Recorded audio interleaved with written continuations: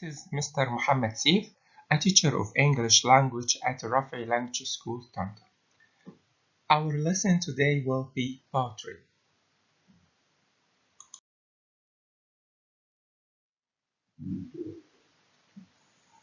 The poem of today is called I Wandered Lonely as a Cloud, but this poem is commonly known as Daffodils.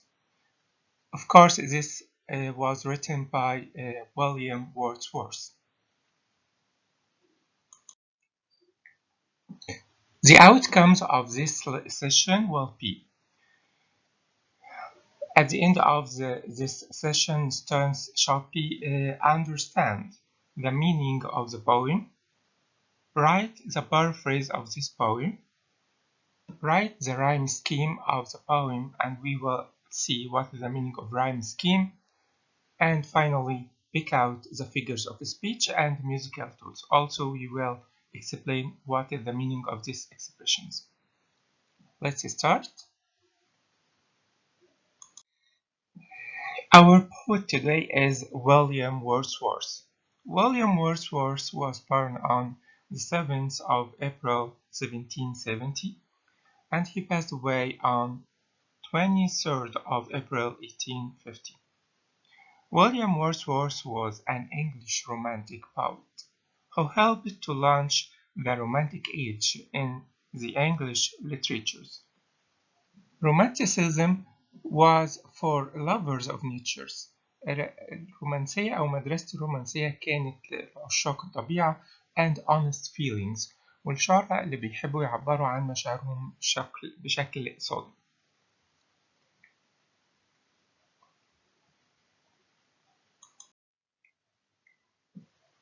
Okay, this is our poem. As you see, it consists of 4 stanzas. The stanza is a group of lines that express one idea. الستانزا هو مصطلح شبه الباراجراف كده بالنسبة للإساي، هو مجموعة من الأبيات بتعبر عن فكرة واحدة. I will read the poem at first. After that, please pause the video and read it by yourself. I wander lonely as a cloud that floats on high o'er vales and hills, when all at once I saw a crowd, a host of golden daffodils, beside the lake, beneath the trees, fluttering and dancing in the breeze. Continuous as the stars that shine and twinkle on the Milky Way, they stretched a never-ending line along the margin of a bay. 10,000 saw I at a glance, tossing their heads in sprightly dance. The waves beside them danced, but they outdid the sparkling waves in glee. A poet could not be but gay in such a jocund company. I gazed and gazed, but little thought what wealth the show to me had brought. For oft, when on my couch I lie, in vacant or in pensive mood, they flash upon that inward eye, which is the place of solitude. And then my heart with pleasure fills, and dances with the daffodils. Okay, please pause the video and read it once more by yourself. وقف الفيديو please واقراها مرة كمان بنفسك.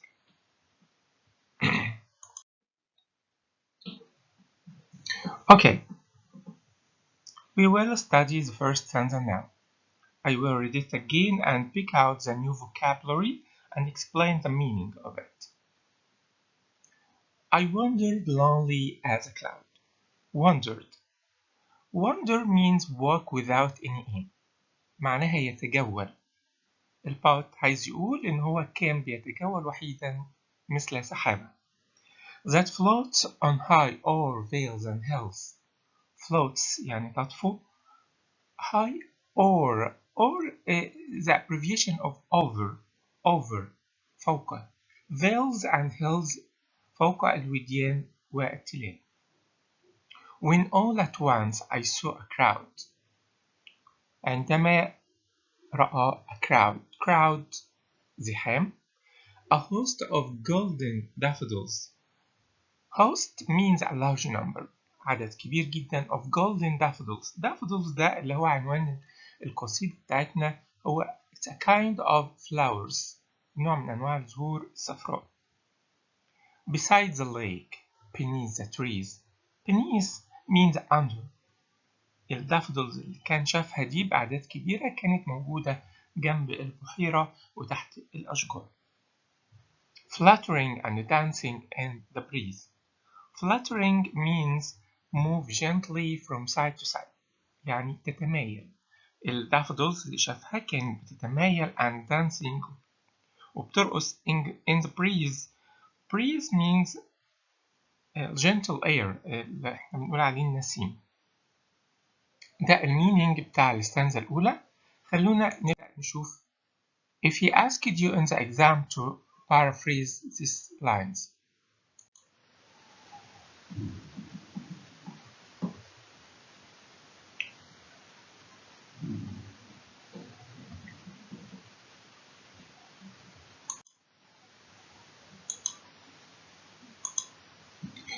Okay. I want you to know that this paraphrase is just a model. ده مجرد نموذج، ده مش بيتحفظ. You can express using your own words. تقدر تستخدم كلماتك انت وتعبر عن معنى الأبيات بأسلوبك. So let's read this model. The poet says while he was walking alone without any aim, like a cloud, which flies high over the valley and hills, he suddenly saw a large number of the daffodils. They were beside the lake and under the trees. They were moving and dancing in the gentle air. As I told you, this is just a model, okay? Let's move to another questions or another thing you should know. Rhyme scheme. Rhyme scheme معناها القافية بتاعة الأبيات بتاعة الشعر اللي هو الصوت الأخير في كل بيت. أوكي؟ خلينا نجرب كده مع بعض. وطبعا احنا زي ما عارفين ان احنا بنبدأ نحط رموز لكل صوت بيستخدمه من بداية القصيدة.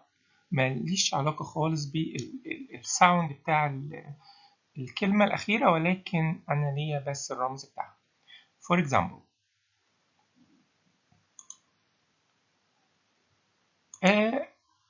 a cloud. This is the last sound here, so I will give it the first letter of alphabet is E. Hills. طبعا هنا الشاعر غير الساوند، عشان كده لازم نغير احنا كمان الحرف أو الرمز، يبقى hills P. اللاين التالت crowd like the first one يبقى ياخد نفس الرمز بتاعه E. Cloud crowd. Daffodils hills daffodils شبه the second line, so it will be. Trees. هنا الشاعر غير الساوند. trees يبقى ياخد a new symbol C. Trees breeze the same يبقى برضو C. So the rhyme scheme of this stanza will be A P A P C C. Okay. Let's move to another thing you should know about your stanza. Figures of speech. يعني ايه figures of speech؟ Figures of speech اللي هي الصور الجمالية. The poet used it in his stanza or in his poem to give a good images. Okay. We have in figures of speech three kinds. احنا درسناهم اللي هي السيميلي اللي هي التشبيه، personification اللي هو التشخيص، and the last one is metaphor. metaphor اللي هي الاستعارة. طبعا the poet مش مجبر ان هو يستخدم كل الفيجرز دي، هو دي قصته، هو حر بيستخدم الصور اللي هو حاببها. But in our this stanza we have just two figures. The first one you will find it in the first line. I wander lonely as a cloud. زي ما قلنا المعنى بتاعها أنا أتجول وحيدا مثل سحاب. طبعا الفيجرز هنا is simile تشبيه. طبعا بكتب له إن الفيجرز الأولى عندي simile وموجودة في اللاين اللي هو I wander lonely as a cloud. After that I explain this figure. So I will tell him that the poet likens himself to a cloud. الشاعر شبه نفسه بسحاب. We have another figures here in this stanza. It's in the last line. Fluttering and dancing in the breeze. Fluttering, as I told you, means moving from side to side. اللي هو يتمايل and dancing in the breeze في النسيم. طبعا هو في الصورة دي هو بيوصف إن الدافودلز fluttering and dancing الزهور دي بتتمايل وبترقص. مين اللي بيتمايل وبيرقص؟ طبعا الإنسان. So we have here figures called personification. Personification means تشخيص.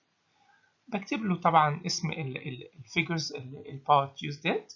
Personification موجودة في اللاين اللي هو fluttering and dancing in the breeze. After that I explain these figures وبقول له إن the poet gives the daffodils the image of people who move and dance. الشاعر هنا شبه ظهور الدافودلز بصورة إنسان بشر أو ناس بيرقصوا وبيتحركوا. So this is the figures of speech. Let's move to another thing. Devices or musical tools اللي هي الأدوات الموسيقية اللي الشاعر استخدمها في أبياته. طبعا احنا درسنا حوالي نوعين ثلاثة من الديفايسز. أول نوع منهم طبعا الاليتريشن زي ما شرحنا قبل كده. alliterations اللي هو الجناس الاستهلالي. يعني الكلام ده عكس القافية كنا بنتكلم عن last sound of the word or the line. أما الاليتريشن هو first أو initial sound of words. الصوت أو الاستهلالي أو الصوت الأول في كل كلمة. الكلمة أو الصوت اللي بيبدأ به الشعر كذا كلمة مع بعض، وطبعا ده بيدي ميوزك في اللاين. موجود عندنا مثلا، خلينا نقرا الستانزا سريعا تاني ونشوف ايه alliteration ممكن نلقاه. I wander lonely as a cloud that floats high over vales and hills. High and hills. الاتنين بادئين بالها sound. High and hills. When all at once I saw a crowd, a host of golden daffodils, beside the lake, beneath the trees. Beside, we have another alliteration here, beside and beneath. The trees fluttering and dancing in the breeze. يبقى هنا عندي المفروض إن أنا في الديفايسز أو الميوزيكال تولز عندي أول وسيلة أو أول أداة استخدمها اللي هي الاليتريشن، موجودة في كلمة high, hell, beside, beneath.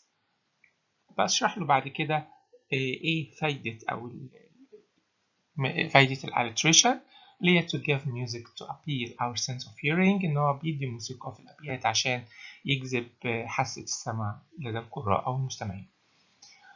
I have another device or musical tool here. It's the contrast. Contrast اللي هو التناقض أو التضاد، كلمات عكس بعضها. Like خلينا هنا موجودة في كلمة lonely.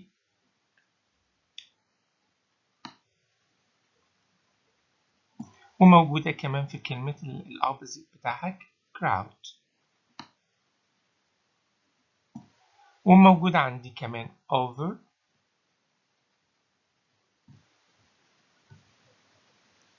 or وموجودة beneath. وعندي كمان another contrast between veils and of course hills. So we have here three contrasts between lonely, crowd, or beneath veils and hills, and also these tools give music to appeal our sense of hearing. Now I asked you to test yourself. This is our first stanza. We just have explained it. I asked you to paraphrase these lines, read these lines, and try to write the meaning of this stanza using your own words, as I told you. Number two, pick up the figures of speech in the slides. هتطلع الفيجرز أو الصور الجمالية الموجودة في this stanza. Try to answer these questions. After that, you can go back to the explanation and check yourself. This is the end of our session. If you have any questions, please write it in the comment box under this video. Okay, thank you and see you next time. Goodbye.